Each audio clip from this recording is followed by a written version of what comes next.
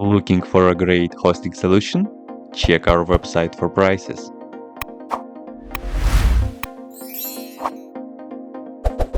First, what you need to do is to update the server packages.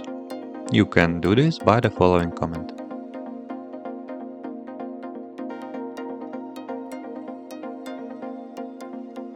RustDesk package is not available on Ubuntu-based repository, so you can install it via downloading the package from GitHub by using the following command.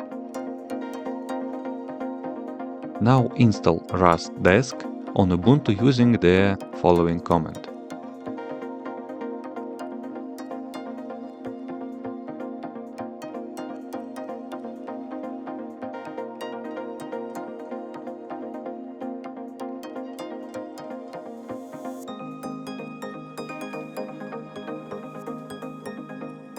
When installation is finished, you can search on the system searching bar by typing RustDesk or just by the main menu. RustDesk will be launched as shown.